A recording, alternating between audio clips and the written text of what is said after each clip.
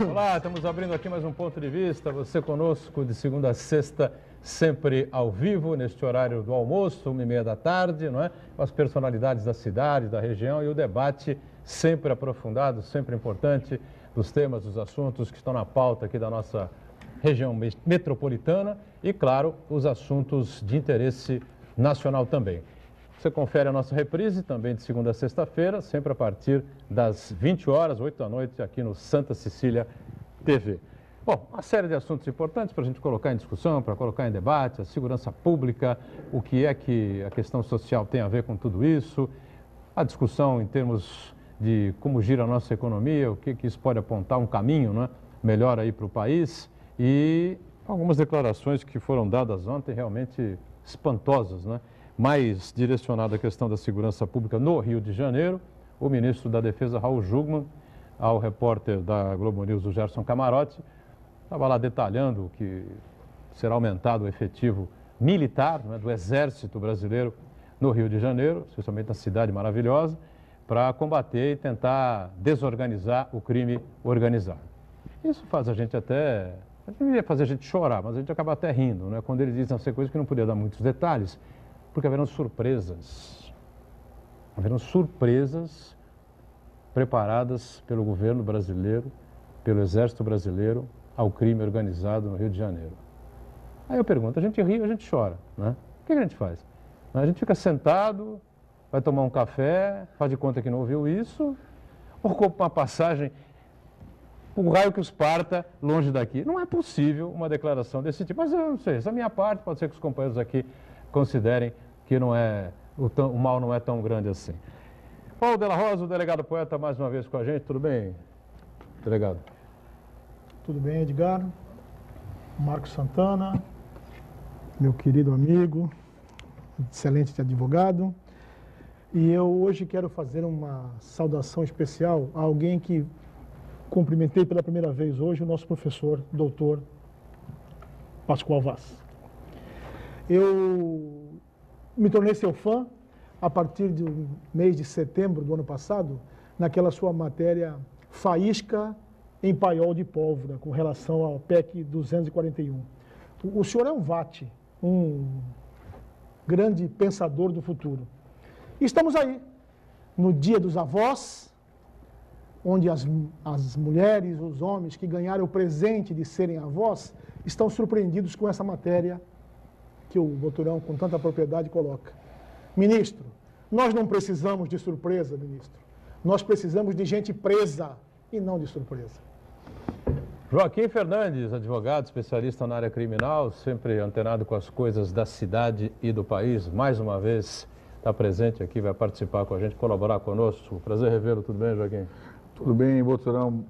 Boa tarde, telespectadores. Boa tarde aos ilustres integrantes desta mesa de debates, ao Paulo Della Rosa, a você, Boturão, doutor Pascoal Vaz, que eu tenho o prazer de conhecer pessoalmente. Já tive também o prazer de divergir honrosamente do senhor num programa de rádio que eu participo, mas divergências que sempre foram elegantes com o senhor, respeitosas, e que certamente são divergências pontuais, porque certamente no restante nós fomos concordes. Ao Marcos Santana, que hoje, mais uma vez, Marquinhos, 75% da mesa é corintiana. Lamentavelmente, né? 75% é corintiana, portanto, continuamos com maioria absoluta. Eu vou fazer a seguinte pergunta, o Corinthians joga com quem hoje pela Copa do Brasil? Eu sabia que viria joga certamente. Lá aquela remela lá, aquela remela sul-americana lá, que ninguém quer, né? Ninguém quer quando vamos não lá. tem, né? Professor José Pascoal Vaz, é sempre elogiado aqui no programa, meu Pascoal. Não é combinado não, viu? Tudo bem? Que bom, rapaz, é muito bom. O Paulo foi muito gentil. Obrigado, viu, Paulo, pela maneira de você me tratar. O Joaquim também, Joaquim Fernandes, Marco, boa tarde. Você a gente já conversou bastante, mas aqui no ar, né, pro Boturão aqui um abraço também. Acho que Nós precisamos muito de programas desse tipo, né, para conversar muito. E conversar de uma maneira boa, como o Joaquim falou, né? Conversar, podemos discordar à vontade, né? Mas a gente tem que conversar com uma maneira boa, uma maneira objetivando o bem comum, né? E eu tenho dito, já falei aqui também várias vezes, essa brincadeira de coxinha versus petralha, coxinha versus mortadela, uma coisa que me irrita profundamente, porque só deixa as pessoas irritadas, né? Alvoroçadas, evita a conversa boa, né? E não contribui para nada, absolutamente para nada. A pessoa vai colocar pontos de vista diferentes, né? Se são diferentes, vamos discutir. E quem sabe a gente aproveita, cada um aproveita um pouco do outro, porque nós estamos precisando disso, né? Nós estamos precisando disso. Nós estamos precisando de algo que é uma coisa que eu vou falar, que talvez até fique meio engraçado, né? Na situação que nós estamos vivendo, mas nós precisaríamos muito de um pacto social, né? Um pacto social. Mas acho que esse pacto social é muito difícil, principalmente por conta dos mais poderosos, né? Dos mais abastados, que não têm essa dimensão na cabeça, né? Que preferem fazer a coisa pelo lado do equilíbrio, não sei o quê, as coisas precisam ficar equilibradas e desprezam a política, né, que poderia resolver ou tentar resolver os conflitos sociais. Acho que tem muito para conversar aqui. Lá. Obrigado pelo convite mais uma vez. E ontem me passaram no Face, eu não sei onde é que eu recebia, sei lá, já era meia-noite e pouco, né? Já estou começando a cambalear ali na frente da televisão, eu abro aquilo lá. Está escrito lá a foto do Roberto Carlos, né? O rei Roberto Carlos. E Roberto Carlos diz que o lugar de Lula é na presidência da República. E tinha uma curtida, não era curtida não, era um comentário do Pascoal. Isso aí, Roberto Carlos. Vocês foram no programa de despedida do Jô, eu não sei onde é que foi exatamente, entendeu? Mas acho que foi num show, mas ainda acho que era no período em que a Dilma estava prestes a deixar o governo, enfim, a gente vai falar nessa Claro, a gente pode discutir isso depois, porquê da curtida, porque do curtida não, comentário. Não quero nem botar isso em pauta já aqui, porque a gente tem tanta coisa para falar. Marcos Santana conosco, acompanhando aí as redes sociais, as transmissões aqui do nosso programa, a participação de quem está com a gente aí. Tudo bem por aí, né, Santana? Tudo bem, Boturão, honestamente torcendo para que o Joaquim e o Pascoal divirjam bastante, porque cada um apresenta argumentos consistentes e ajuda a pessoa que está em casa a formar o seu próprio ponto de vista, que afinal é o nome do programa. Claro. Eu queria registrar também prestar uma homenagem ao Robson Apolinário, o sindicalista falecido ontem, cuja trajetória na militância sindical se confunde com a própria história da luta dos trabalhadores e da defesa dos interesses da maioria, das classes mais desfavorecidas. A minha homenagem à família e aos companheiros do Robson Apolinário, falecido ontem. E quero convidar você que está acompanhando ao vivo o programa a participar do Ponto de Vista, mandando sua pergunta, crítica, sugestão, pelo Facebook, Ponto de Vista com Edgar Boturão, ou e-mail, contato@pontodevista.tv.br. E você da Reprise, uma boa noite. Pois é, Robson Apolinário, falecido ontem, infarto, né, em São Vicente, foi ao CREI, depois foi não sei exatamente qual foi o outro hospital que tentaram ainda encaminhá-lo, mas não foi possível. O Robson, lamentavelmente, não sobreviveu. 61 anos de idade, né? Para os padrões de hoje, um garotão, né? Muito novo. Muito novo, infelizmente. O Robson, ex-presidente do Sintraport, Sindicato dos Operários Portuários, e que foi presidente durante 4 gestões seguidas, enfim, deixou uma marca muito respeitável, muito interessante, né? E tirando as questões sindicais, sempre um cara bem-humorado, né? Um cara que a gente chamava para os programas, ele estava sempre muito educado, embora fosse muito contundente nas discussões que envolvessem o trabalhador portuário. Fica aí, então, mais uma lacuna, o sindicalismo portuário já tão combalido, né? Os trabalhadores também, uma situação muito complicada, muito difícil. E a perda do Robson não é mais um golpe aí no sindicalismo portuário aqui da nossa cidade e da nossa região. O Santana já fez aí a referência. Eu repito aqui meu nome também, de todo o pessoal do programa, os nossos sentimentos à família do Robson e a todo o time lá do sindicato. Mas a vida continua e, não sei, melhor morrer por um infarto ou por uma bala perdida, né? Porque essa coisa do Raul Jungmann dizer isso realmente me impressionou bastante, e especialmente quando ele disse ao camarote, né? Depois foi repetido no Jornal das 10 da Globo News. Eu falei, não é possível que ele está dizendo um negócio desse, né? Vamos ter surpresas, não é? Na retomada, ou quando aumentarmos o efetivo do Exército, né? Nas ruas do Rio de Janeiro, vamos surpreender o crime organizado, operações surpresas. Eles fizeram relações ali com as operações da Lava Jato, enfim. Quer dizer que alguém vai subir no morro, pegar o dono do morro e em condução coercitiva, eles devem sair dentro de um caminhão, sabe? Uma espécie de um bolo de aniversário. O senhor como se estivesse anunciando uma minissérie da Globo, alguma coisa assim. Não perca o próximo filme, alguma coisa assim. Você acha que é possível, Joaquim? Não, eu acho que isso é o que dá você ter pessoas que não conhecem do assunto ficarem à frente da segurança pública.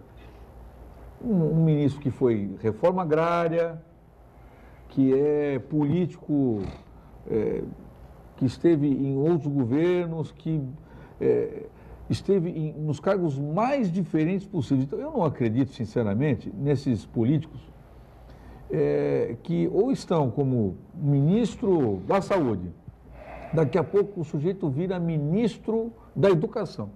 Depois esse mesmo sujeito vai virar secretário de alguma coisa. O cara não pode ser tão extraordinário assim, né, Pascoal? É verdade.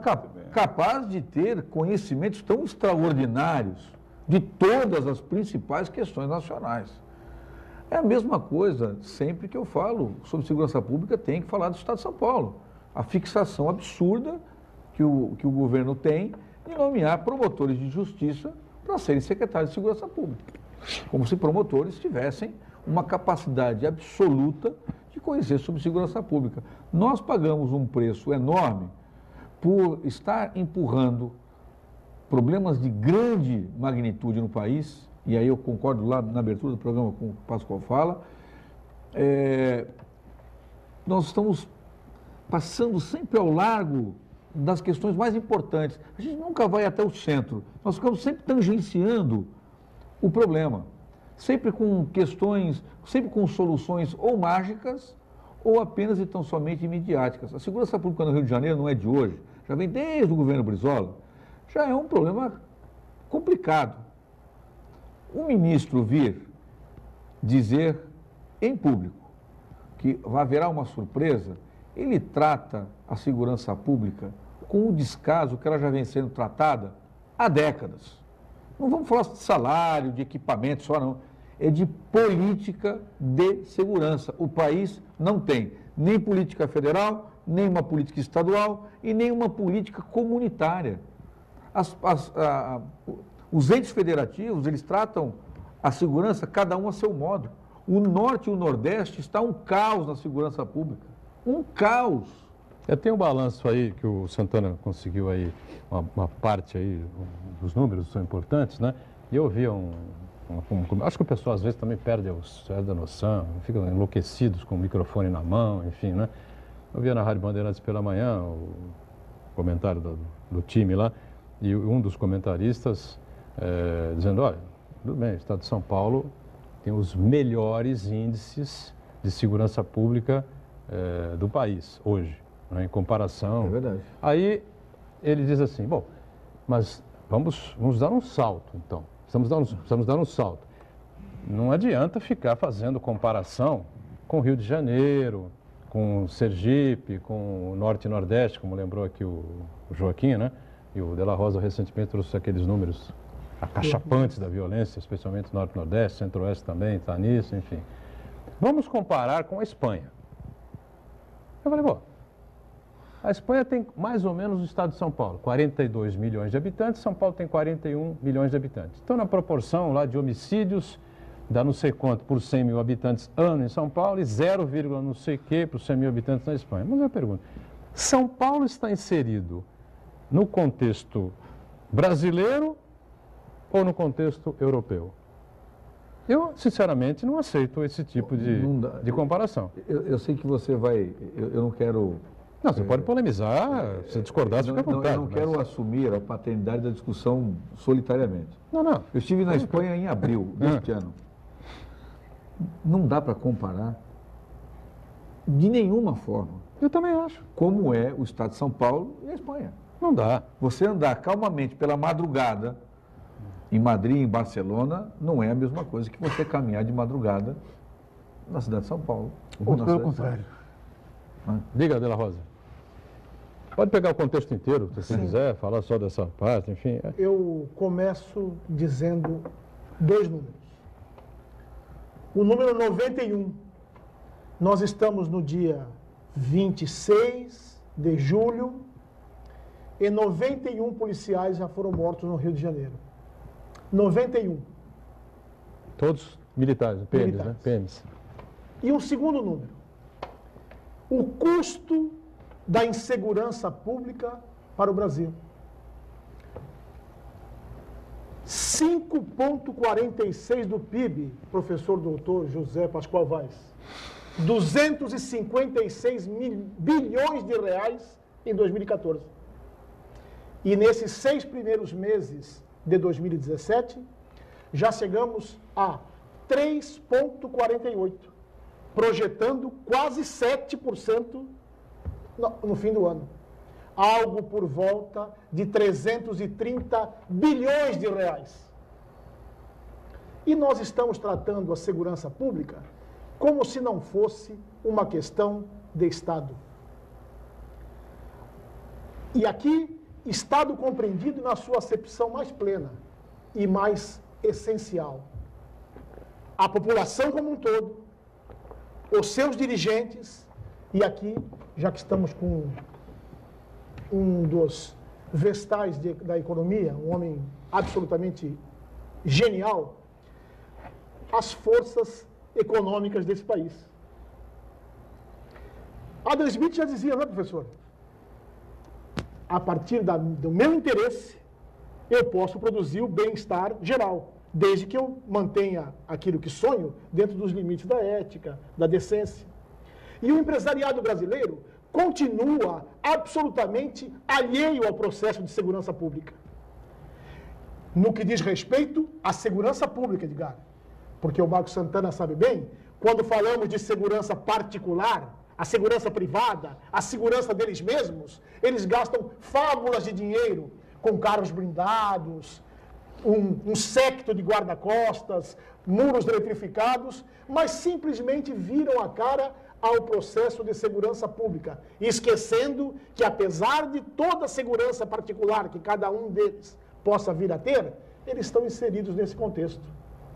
Nós estamos abandonando a questão da segurança pública nesse país em todas as frentes.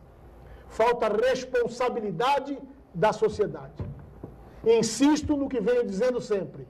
Continuamos parceiros do crime quando compramos produtos roubados, o famigerado crime de receptação. O Estado continua absolutamente incompetente, com muito mais pirotecnia do que técnica. Discursos inflamados, promessas vãs, soluções mirabolantes, panaceas imediatas, que não dão resultado nem hoje, nem ontem e não darão amanhã. É o princípio da insânia, né? Nós estamos fazendo as mesmas coisas, esperando resultados diferentes. E aqui eu clamo à elite econômica desse país. Se não for por qualquer outro motivo, porque me custa acreditar que há cidadania em vocês, que há patriotismo em vocês, mas eu tenho absoluta convicção que há inteligência, e muita. Vocês relegarem a questão da segurança pública ao plano que tem relegado há décadas, significa prejuízo para o seu bolso, grande empresário. Porque 256 bilhões em 2014, uma previsão de quase 330 bilhões gastos com os efeitos da insegurança, é algo a se pensar. esse dinheiro poderia estar sendo injetado na economia, gerando mais bem-estar e, naturalmente, um lucro ainda maior para vocês. Muito bem. Em cima desses números, você quer falar alguma coisa, Pascoal? Você quer fazer uma análise, né? Então, vou fazer o seguinte, estou em cima do break aqui. Estou em cima do break aqui, viu, Pascoal? Pois não, desculpa. Você vai poder o tempo de fazer essa avaliação? Diga, Santana. Só vou fazer um registro aqui de uma participação muito especial agora. Vou ler aqui. Que Cristiane, que felicidade poder estar em casa hoje e ter a oportunidade de assistir ao vivo. Obrigado a todas. Em especial meu marido lindo, Paulo de la Rosa. Cristiane, Cristiane, está ele aqui, por favor, está aqui, tá vendo? Beijo para você. Pode mandar um beijo também. Beijo, Cristiane. Fique à vontade aí acompanhando a gente aí. Voltamos já já com a análise do Pascoal, em instantes.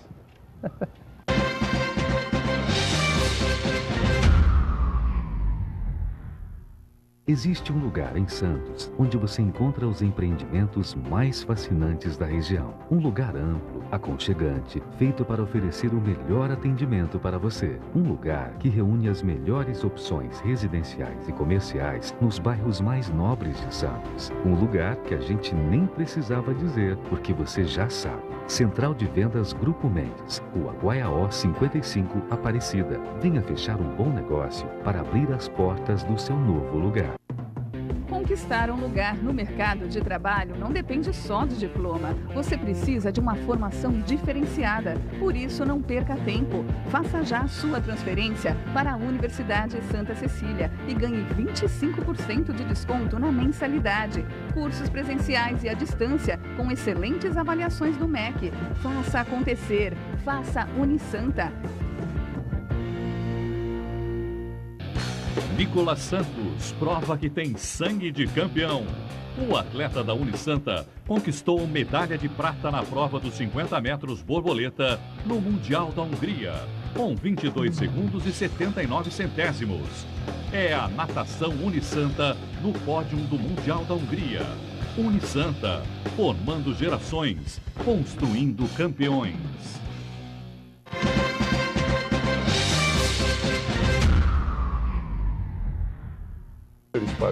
Estamos de volta, a sequência aqui do Ponto de Vista. Paulo de la Rosa conosco, o Joaquim Fernandes lá na ponta, aqui conosco também José Pascoal Vaz, professor de Economia, e o Santana atento aí às redes sociais, né?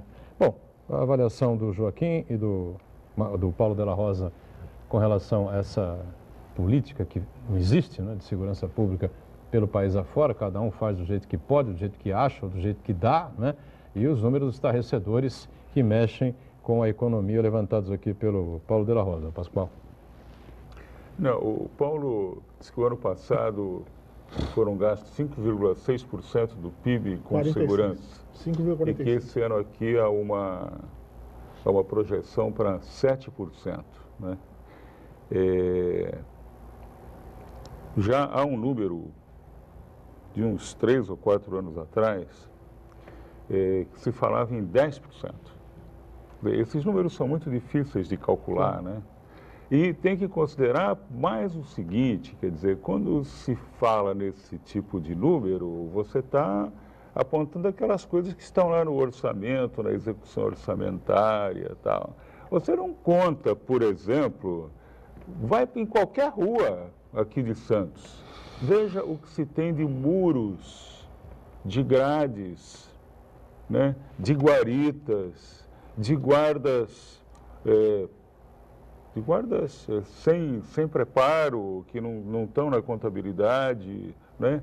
Quer dizer, se você somar tudo isso no Brasil, né, o custo é muito maior do que 10%. E com um agravante muito grande, né? A insegurança, a falta de solidariedade que você tem, né, faz com que o país funcione muito mal. Há inúmeros trabalhos mostrando a relação, né, entre desigualdade e produtividade sistêmica, produtividade do país, né? E fica muito claro, claríssimo, eu mesmo, né, na minha tese de doutorado, Paulo, que você fez referência, eu fiz esse tipo de cálculo para o Brasil e mostrando inúmeras variáveis sociais, como elas diminuem, né?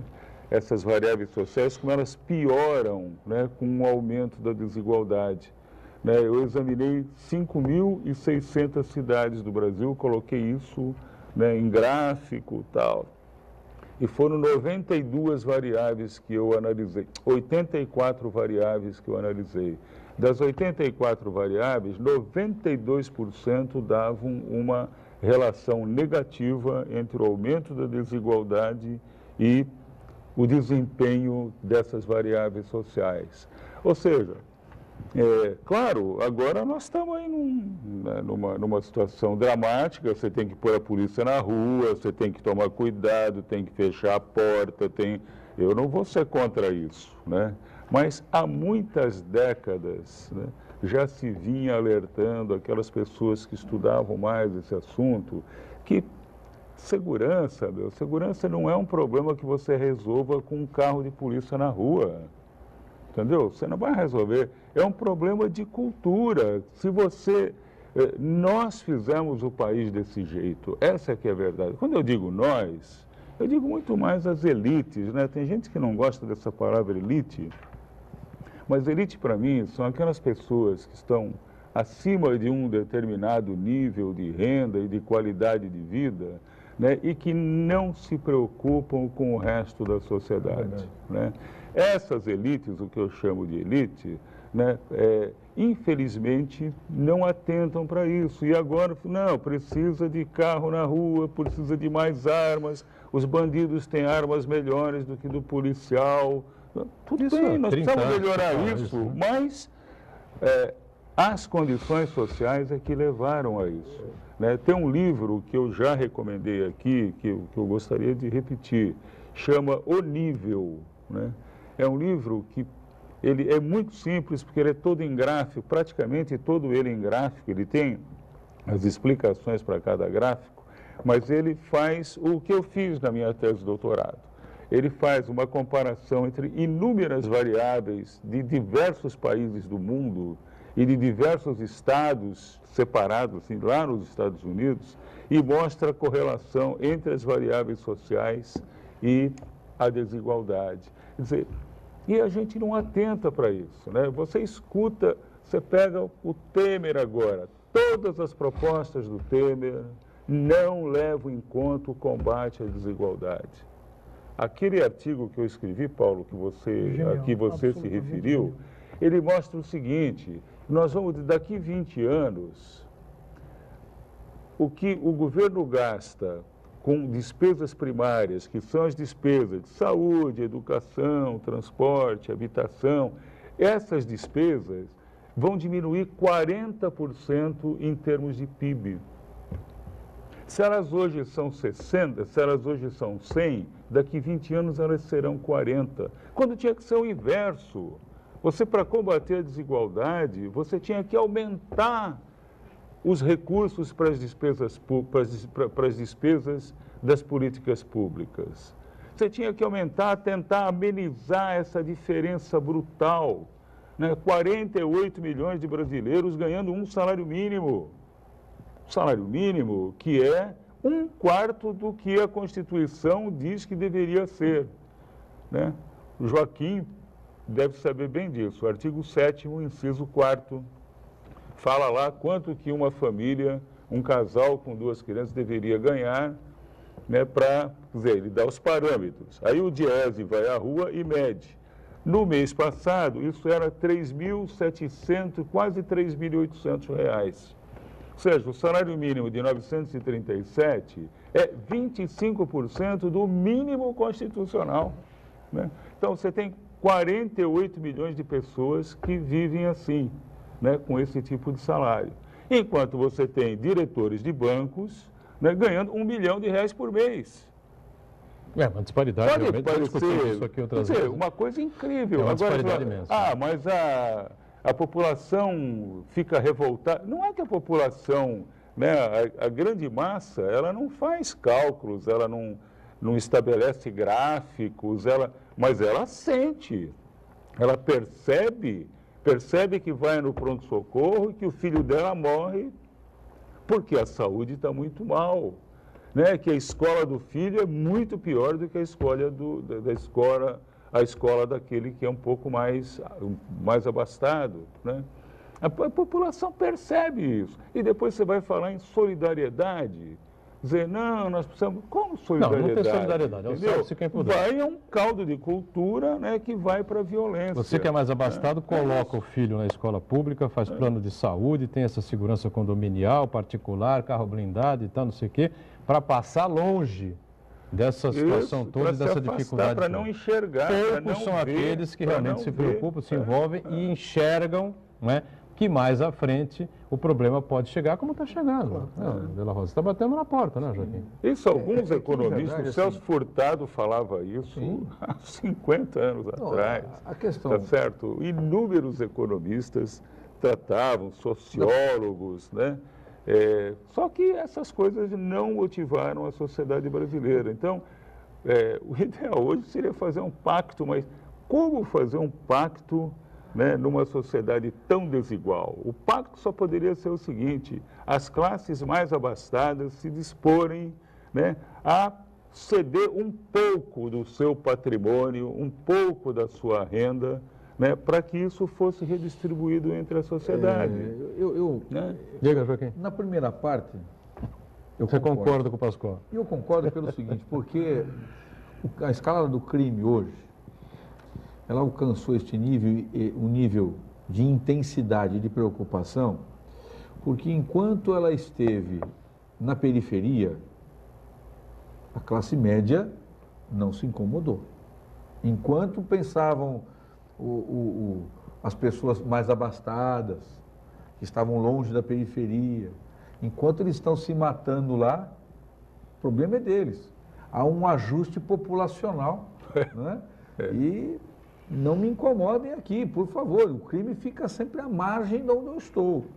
Quando o crime ele sai, e o exemplo de Guarujá é o mais típico aqui na cidade, que é aquela, na região, que é aquela convivência entre a pobreza absoluta e a riqueza na mesma proporção, ela viu que a distância física entre os ricos e os pobres já não existia mais. Os pobres queriam, aqui não é depreciativo, é apenas um termo econômico de pobres e ricos, os pobres queriam o seu lugar também. Claro. Se não me derem, eu vou obter da maneira mais cruel possível. A situação geográfica do Rio de Janeiro também colabora bastante. Muito. Né? O que eu coloco para a divergência com o Pascoal é de que, e aí é que talvez surja a grande polêmica, quando assume a presidência da República o Lula, esperava-se que, não que o pacto social, que é necessário, ele fosse resolvido, perfeito e acabado. Pelo menos ele iniciaria daria uma nova visão, não é, ao que é o Estado, a política de Estado para tudo, para nós, a partir de uma visão de um sujeito que veio da classe trabalhadora. E o que a gente viu ao longo do tempo é de que, por equívoco, por má intenção, por qualquer outra razão, nós continuamos com o mesmo problema, pior. E é a primeira parte que eu adorei a introdução feita pelo professor Pascoal. Conseguiu dividir o país. Esse negócio de coxinha, mortadela, paneleiro, simplesmente o país está dividido hoje. Raivoso, né? Raivoso. As Dividido pessoas se raivoso. odeiam e não se conversam. Então, a ideia do pacto, com todas as ressalvas que ela pode ocorrer, não pense o telespectador que é um negócio imaginário. Não, dia é pra noite. real. É que hoje o país, por força da pressão econômica, da pressão financeira, da sua elite que manda, de fato, a possibilidade de se fazer um pacto social hoje é pequena, para não dizer zero. Agravado por esta divisão do país que não está levando a absolutamente nada. Simplesmente deixando o país, nós, reféns de pessoas que nós sabemos que não são de bom caráter e de honestidade. Isso tudo depende do processo eleitoral, né? Eu já falei isso aqui 1 milhão de vezes. Você não pode fazer reformas profundas no país, embora necessárias e até certo ponto urgentes, algumas delas, mas sem discutir isso em campanha eleitoral, num projeto de eleição de determinado candidato que vai à urna ser votado. Você acredita naquela proposta que está sendo feita? Você vota no cidadão. Você acha que o cara está mentindo? Você vota no outro. Você acha que aquilo que ele está dizendo é uma aberração, uma estupidez? Você vota no terceiro nome. Verdade. E por aí, isso é a democracia, é retidão, é honestidade, enfim. Não assumir um governo e depois mudar completamente a linha daquilo que foi, do pouco, quase nada, foi debatido, discutido em campanha. Porque no Brasil a gente está acostumado a isso, viu, Pascoal?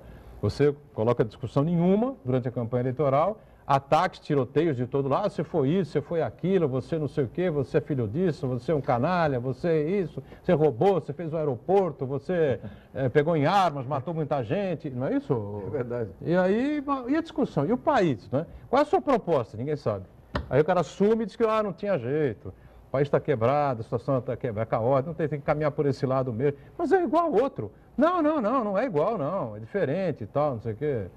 Então, sabe, esse tipo de coisa tem que discutir em campanha, né? Em cima do ponto que o Joaquim levantou, eu queria trazer para a discussão o seguinte. A Constituição de 88, né? Bom, eu não sei quem leu A Ponte para o Futuro. Do Temer? Do Temer, né? Que é um projeto de outubro de 2015. Ele era vice-presidente, né? Quer dizer, isso aí foi isso, imagina, se ele lançou ali, imagina quando que começou a ser elaborado. Isso é uma prova do golpe, né? A prova do golpe. É um projeto, né, que destrói a Constituição de 88, né? Depois, se a gente tiver mais outro programa, talvez a gente possa detalhar mais. Ele destrói a Constituição de 88. E o que dizia a Constituição de 88? Né? O Ulisses falava, a Constituição de 88, o objetivo dela é pagar a dívida social. Já em 88, ele falava isso, a brutal dívida social que a gente tinha no país. O que significa, né, pagar a dívida social? Significa tirar de quem tem mais e dar para quem tem menos. Pagar a dívida é isso. Não tem outra solução, né?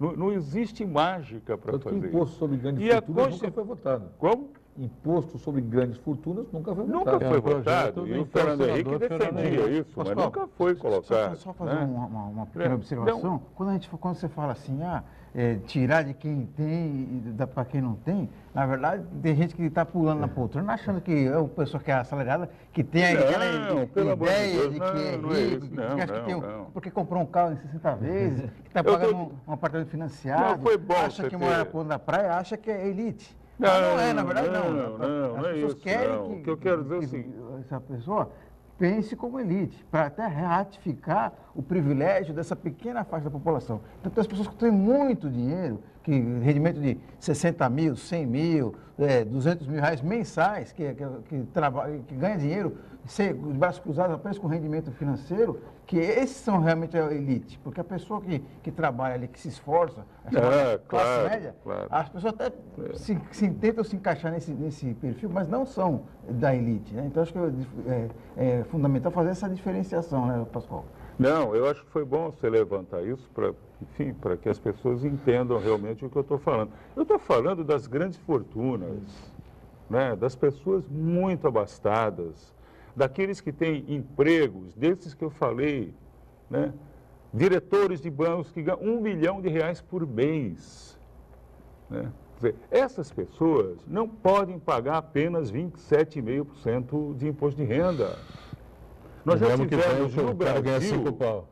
tivemos no Brasil, que é o mesmo que paga o de salário baixo, né?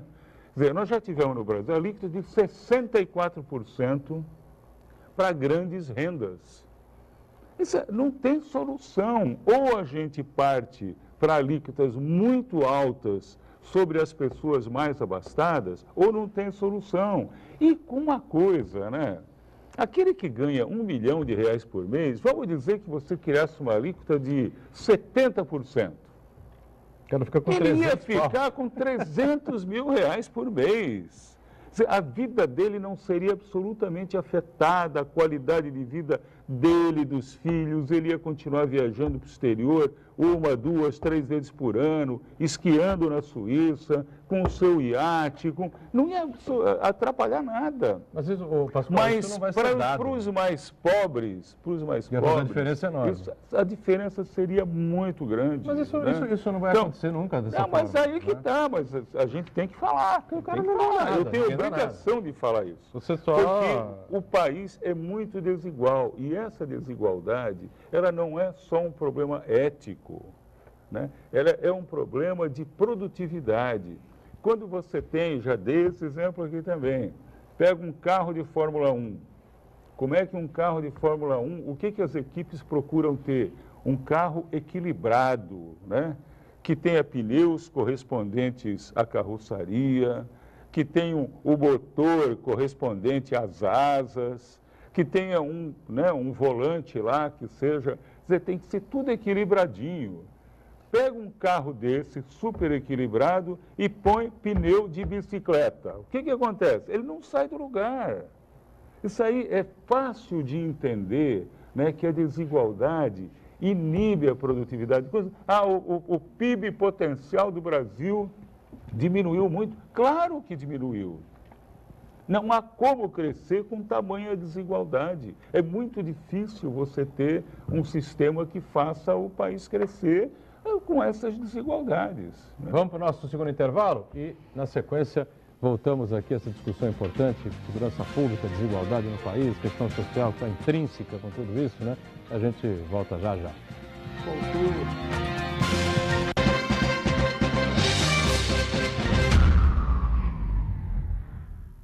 Existe um lugar em Santos onde você encontra os empreendimentos mais fascinantes da região. Um lugar amplo, aconchegante, feito para oferecer o melhor atendimento para você. Um lugar que reúne as melhores opções residenciais e comerciais nos bairros mais nobres de Santos. Um lugar que a gente nem precisava dizer, porque você já sabe. Central de Vendas Grupo Mendes, Rua Guaiaó 55, Aparecida. Venha fechar um bom negócio para abrir as portas do seu novo lugar. Ana Marcela Cunha é ouro no Mundial da Hungria.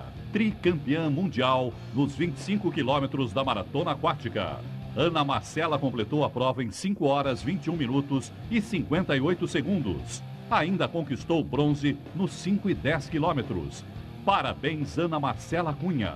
É a natação Unisanta no mais alto posto da natação mundial. Unisanta, formando gerações, construindo campeões.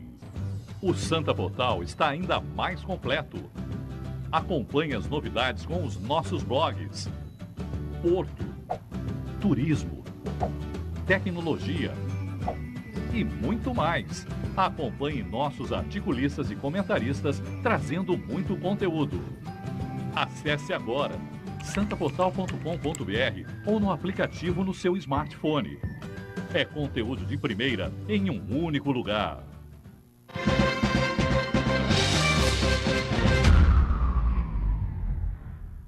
Não. De volta aqui a sequência do nosso ponto de vista. Estamos discutindo aqui no intervalo ainda uma série de questões importantes que o Paulo Della Rosa queria fazer uma observação em cima de mais uma colocação absolutamente clara, lógica, não é? Uma coisa evidente que muito pouca gente dá a importância devida, que é essa distância social, esse abismo social que existe no país, não é, Paulo? Eu tenho uma preocupação muito séria quando nós fazemos, ainda que numa ilação bem distante, essa relação entre o avanço da criminalidade e as condições socioeconômicas da população. Esse não é o retrato do problema policial brasileiro. Eu sempre digo que segurança pública é uma grande locomotiva, onde há diversos vagões que vão ter papéis fundamentais. Equilíbrio mínimo entre a pobreza e a riqueza, a cidade tratada com uma melhor zeladoria, e o trabalho da polícia vem no último vagão, a solução final. Mas é importante que nós lembremos que a criminalidade está absolutamente entranhada no tecido social brasileiro em todos os estratos. Nós temos bandidos em número assustador na classe AAA brasileira. E vou pegar um exemplo aqui da região. Eu adoro azeite de oliva, professor Vaz.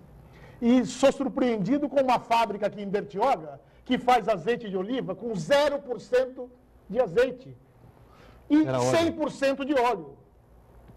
Para pegar um pequeno empresário da região de Mongaguá.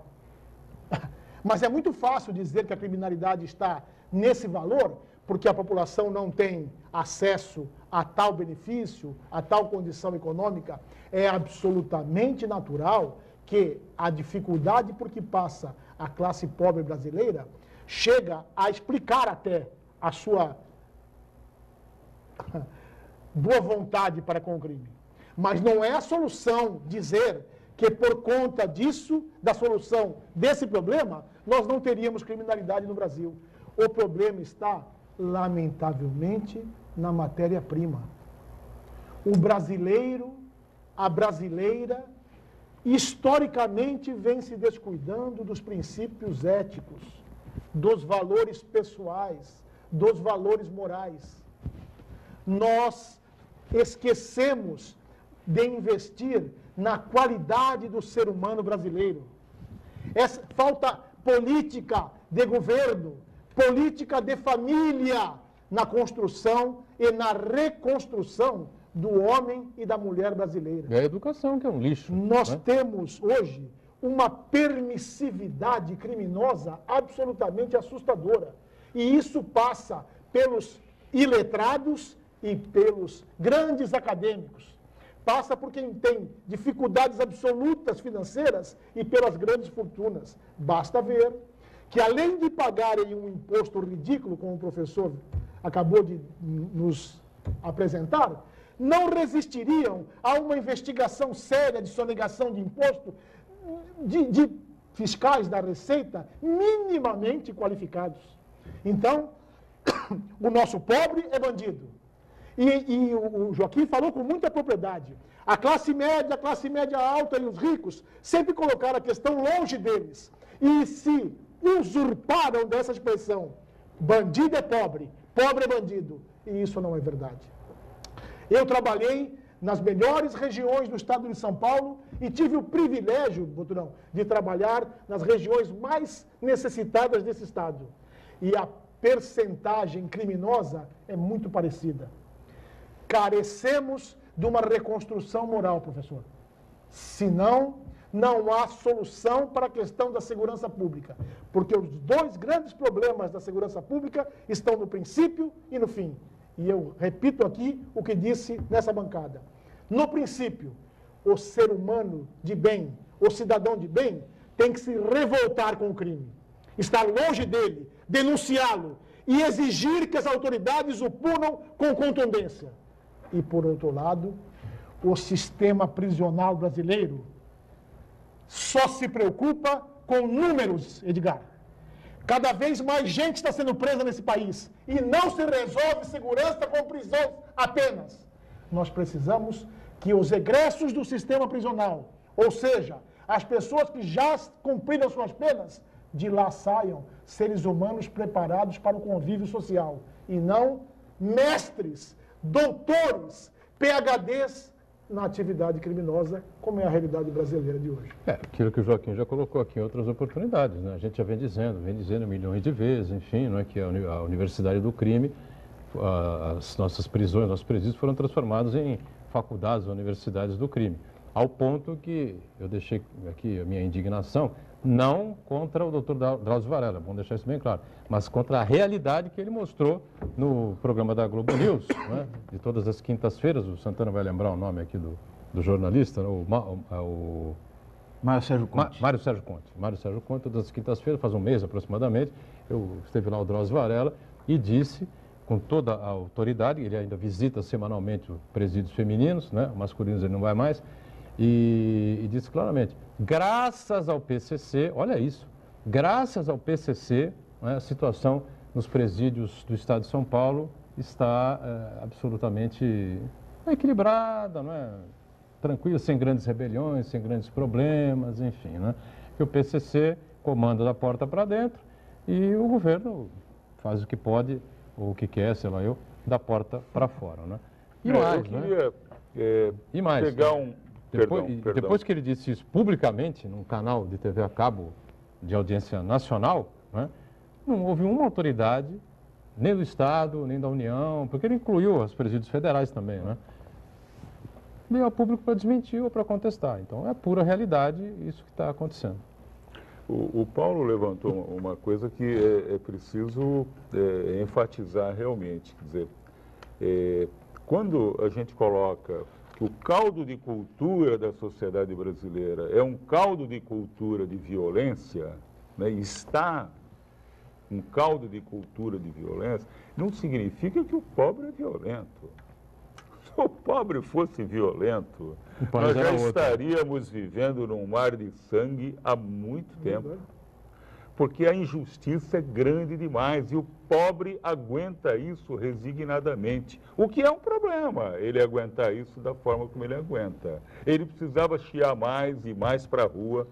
Quando eu falo da desigualdade, eu falo do global, né? do conjunto de tudo na sociedade. O Nelson Rodrigues costumava dizer o seguinte: você não faz o país subdesenvolvido da noite para o dia.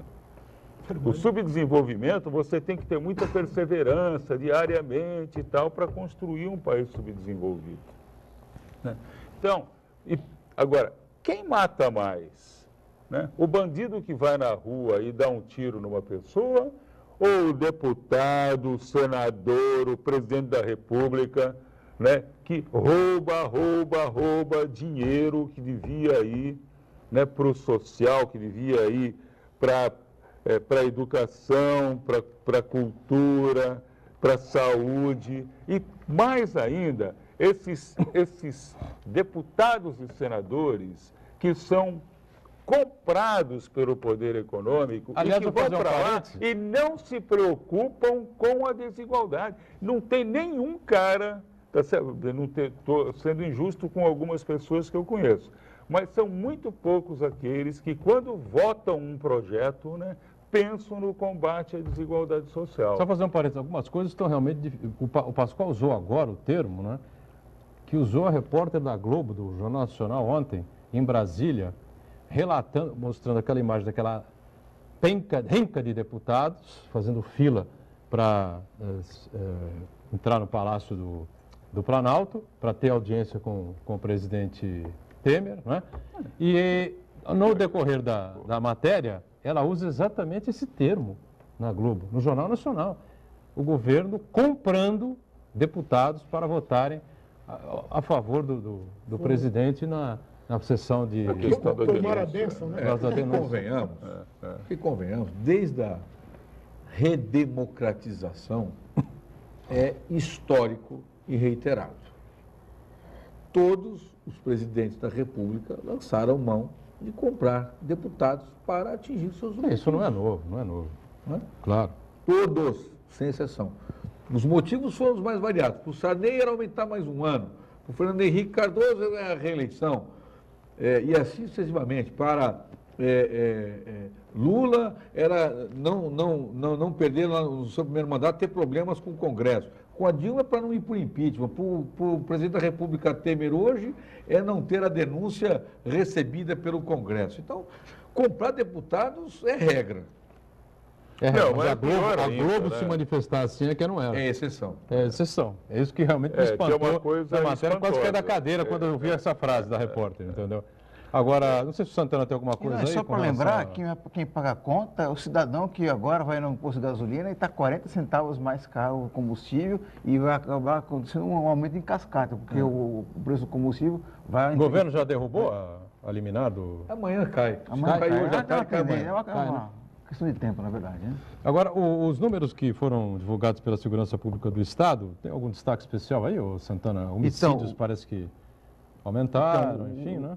O único item que houve queda no índice foram os furtos de veículos, não, o roubo de veículos. E agora o que chama a atenção é o número de estupros na região, que aumentou significativamente. Aqui na região metropolitana? Na Baixada Santista, isso. Estupros? São quase um estupro por dia. E os homicídios Foram também... 157 casos nos primeiros 6 meses desse ano. E os homicídios também estão no estágio muito preocupante, né? Isso, os homicídios também tiveram um aumento. E mesmo assim, é o que eu falei há pouco, né, no bloco anterior, né? Os números apresentados pela Secretaria de Segurança ou pelo Ministério, não sei exatamente, Secretaria de Segurança ou Ministério da Secretaria de Segurança Pública. São Paulo? Isso. Os números são infinitamente melhores do que a gente tem pelo Brasil afora. Aí tem a questão não são feitos boletins, não são feitos os boletins de ocorrência de todos os casos. Parece que só os homicídios, né, o Joaquim, aqui realmente são menos difíceis de serem computados. Na verdade, assim, índices de esclarecimento são pífios. São pífios. Né? No último programa que eu fiz com o Della Rosa, a discussão foi nesse sentido, né? Seja pela quantidade, seja pelo esclarecimento. Quando você vê a baixa taxa de esclarecimentos dos crimes, principalmente patrimoniais, é porque não há outra alternativa, nós estamos reféns. Né? Quando você diz que você não consegue dos roubos, 70% eu não esclareço, significa o seguinte, olha, cuide do que é seu, porque eu, Estado, não consigo cuidar do que é seu.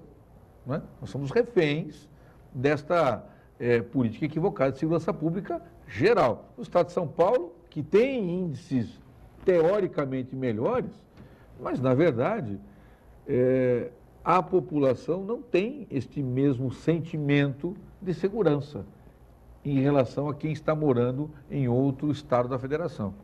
O que me espanta na população bandeirante é o absoluto descaso da própria população com a sua segurança. O nosso número no fenômeno da subnotificação, professor Pascoal Vaz, é mais do que 70%. E o que é o fenômeno da subnotificação? São aquelas ocorrências de cunho policial, de cunho criminal, que nem sequer chegam ao conhecimento da autoridade. Eu tenho lá o meu vidro do carro arrebentado e alguém me leva alguns pertences. Eu não vou à delegacia. Eu tenho meu celular furtado, só vou à delegacia se tiver seguro que eu possa reaver o celular, senão não vou. Então a gente acaba, de uma maneira omissiva, colaborando para que o mecanismo policial se enfraqueça. Porque, naturalmente, o Estado, e em especial um Estado que vive momentos de cobertor curto, é quase um cachecol para cobrir o corpo todo. Bom, se eu tenho 50 ocorrências de roubo no Gonzaga, eu vou alocar para lá um número X de policial. Mas, na verdade, a gente sabe, e como diz o Joaquim com profunda propriedade, a gente sente que não é essa a realidade. Por quê? Porque não são 50 roubos, Marco. São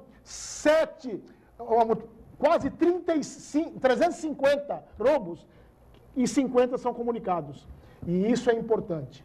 Uma população que, e aqui não vai nenhum bairrismo, é apenas uma constatação científica, tem um nível cultural muito maior que o restante do país. Um nível de exigência muito maior que o restante do país. Pois é necessário que, enquanto cidadão paulistano, cidadão paulista, cidadão da costa da Mata Atlântica, você exerça o seu papel. E o papel da população, no que diz respeito à segurança pública, é participar. Porque o professor fez questão de várias vezes citar a Constituição. E está lá. Segurança pública é dever do Estado, mas é responsabilidade de todos. Muito bem. Estamos fechando aqui o nosso ponto de vista. Pascoal, você anotou aí um monte de coisa, né? Nossa, você esqueceu de olhar ali para a telinha lá. Não, eu queria responder rapidamente o Joaquim sobre os governos Lula. O Lula quebrou a espinha da desigualdade social no país. Fez ProUni, Pronatec, FIES, Ciências Sem Fronteiras, criação de universidades, Bolsa Família, transposição do São Francisco, iluminação para todos, Minha Casa Minha Vida, cisternas, o mais médicos e assim por diante. Foram políticas absolutamente essenciais para o desenvolvimento dos mais pobres. É isso que precisa. Os mais pobres terem condições de oportunidade, né, de conseguir fazer um debate com os mais ricos, né, conseguir enfrentar as condições dos mais ricos. É isso que precisa ser feito. Vamos encerrando aqui o ponto de vista. Obrigado sempre aqui ao Paulo de la Rosa, do nosso time de comentaristas, como o Joaquim Fernandes também, Pascoal Vaz, a sua inteligência aqui abrilhantando, como sempre, o nosso programa. E o Marcos Santana sempre atento, de segunda a sexta, aqui às redes sociais. Estamos juntos com você a partir de 1h30 da tarde, ao vivo. Ele sempre lembrando, a reprise é às 8 da noite. Pode ser que até lá coisas estranhas ou não, surpresas ou não surpresas, né, aconteçam. E você que está na reprise vivo, né? não entende nada do que nós estamos falando aqui. Obrigado. Tchau. Surpresa.